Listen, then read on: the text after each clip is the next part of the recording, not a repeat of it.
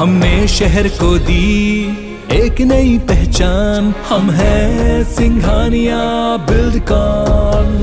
जी हाँ, तो यूक्रेन के लोगों का हौसला बेमिसाल है, जो बाइडेन ने कहा। क्या कुछ कह रहे, सुनाते हैं आपको। We used to invest almost 2% of our GDP in research and development. We don't now. China is. Let me give you one example why it's so important to pass. If you travel 20 miles east of Columbus, Ohio, you'll find 1,000 empty acres of land.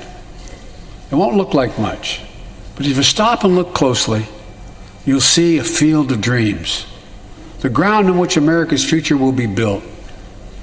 That's where Intel, the American company that helped build Silicon Valley, is going to build a $20 billion semiconductor megasite, up to 8 state-of-the-art factories in one place, 10,000 new jobs. And in those factories, the average job about $135,000 a year. Some of the most sophisticated manufacturing in the world to make computer chips the size of a fingertip, the power of the world in everyday lives, from smartphones, technology, the internet, technology that's yet to be invented. But that's just the beginning. Intel CEO Pat Gelsinger, who is here tonight, I don't know where Pat is. Pat, there you go, Pat, stand up.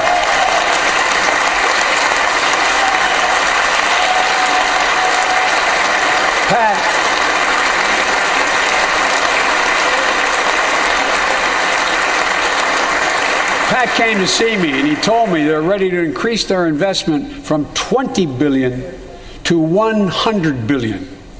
That would be the biggest investment in manufacturing in American history. And all they're waiting for is for you to pass this bill. So let's not wait any longer. Send it to my desk, I'll sign it, and we'll really take off in a big way.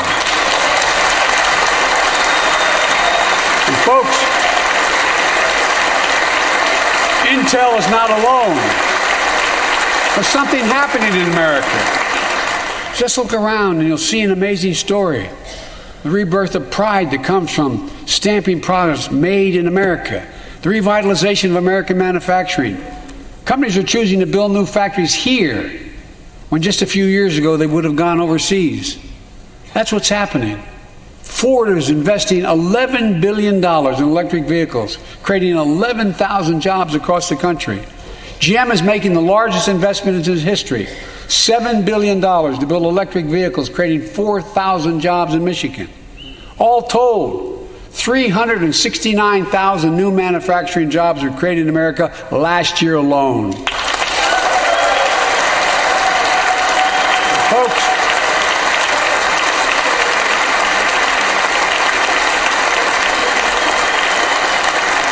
powered by people I've met like JoJo Burgess from generations of union steelworkers in Pittsburgh, who's here with us tonight. Where are you, JoJo? There you go. Thanks, buddy. As Ohio Senator Sherrod Brown says,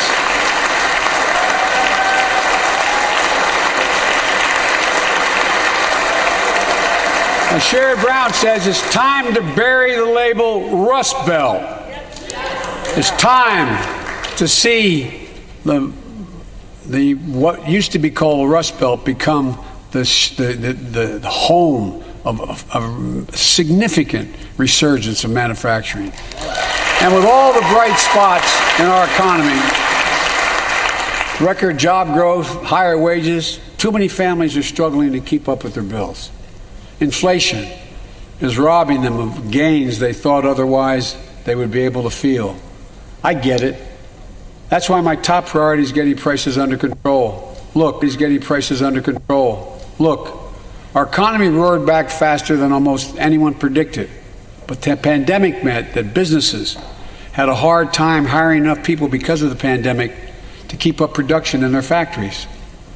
So you didn't have people making those beams that went into buildings because they were out. The factory was closed.